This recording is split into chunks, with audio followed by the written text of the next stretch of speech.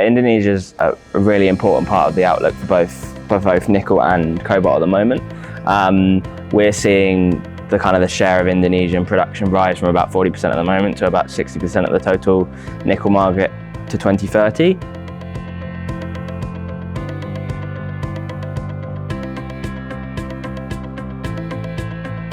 Hello and welcome to the 1-to-1 Global Online Critical Materials event. Today I'm here with Harry Fisher, Project Manager and Consultancy at Benchmark Mineral Intelligence. So Harry, thanks for joining me today. Thank you very much.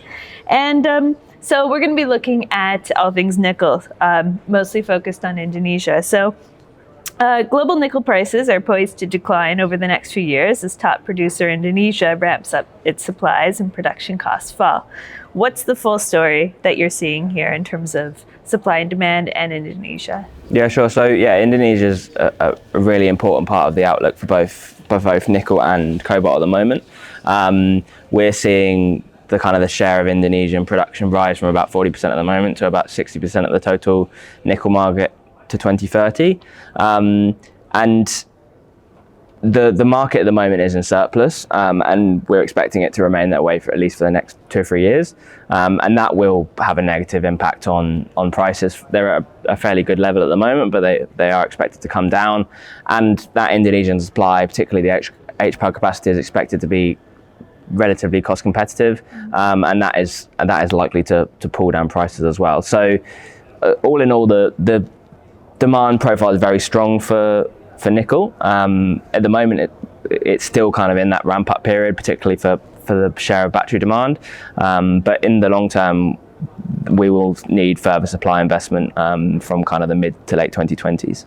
Okay, and so Indonesia made news several years ago with their nickel export ban, which prompted a lot of companies and investors to start looking into the country.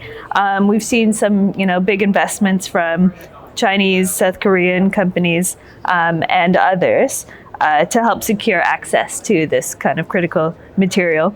Can you explain a little bit more about what is happening here and what the outcome is expected to be? Yeah, sure. So yeah, you're right. The nickel export ban was really important for what's happened in the last 3 years since 2020. We've seen much more focus on downstream investment in Indonesia for the full battery supply chain. So we've obviously seen a lot of expansion of the existing ferronickel and NPI capacity, but we've seen new additions for HPAL going to MHP and also for matte production for both nickel and cobalt. But increasingly, we're seeing movement into the downstream, and Indonesia certainly want to build out a more full battery value chain. We've got the likes of Hyundai looking at EV and battery production. Volkswagen, Ford have invested in these nickel and cobalt projects. So there's a lot of momentum, and I think at the moment they're really focusing on the upstream nickel mining and processing primarily to MHP, but increasingly I think they'll look downstream and how they might be able to fill in some of the gaps in nickel sulfate, in precursor, cathode, and eventually into batteries and EVs. Okay. Yeah, I mean, that was my last question, was looking at what's happening within the value chain within Indonesia. Do you see any specific interesting developments within that downstream industry there? Yeah, sure. So there's not, it's still a little bit early in the piece. There's not anything particularly tangible happening yet, but I think all of the movement in the upstream and midstream is really important for setting up in the years to come. And the involvement of those Western OEMs, as I said, VW, Ford, the more and more that happens means that there'll be greater ESG standards, greater build out of their supply chains in general. So I think it's all very positive. The EV market is still quite small in Indonesia, but the 2 and 3 wheel market will be massive. That will probably be more important arguably than the regular EV market. So that's probably something to keep an eye on for Indonesia and other countries such as India, whereas the major Western economies is more a traditional passenger vehicle market. Yeah, absolutely. And so, Indonesia's really been ramping up its nickel capacity over the past few years, and it's expected to keep growing. How does this play into the overall EV story? And, there's been a lot of talk recently about Indonesia and getting into kind of developing more battery grade nickel. So what's kind of the full extent of that? The main kind of factor for the battery space in Indonesia at the moment is the importance of MHP. That's the major product from the HPAL capacity, and that's where most of the supply growth is at the moment for Indonesia. And we're certainly seeing MHP as the major feedstock for the battery supply chain going to nickel sulfate. So at the moment, those HPAL capacities are being built or expanded.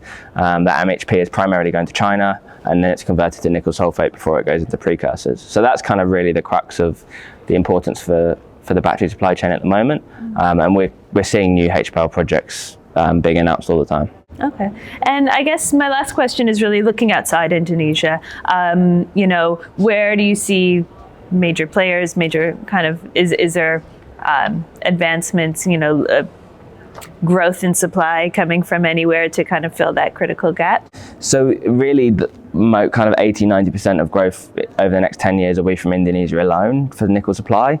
There are projects in Australia and Canada, primarily kind of sulfate projects, which will have a place, but really all of the growth is in Indonesia, and that's why we're talking about it so much. But the demand profile is so strong, there's certainly a need for further supply investment kind of in the mid to long term, and where we'll start to see projects in other parts of the world. All right, sounds great. Well, Harry, thanks for joining me here today. Thank you very much.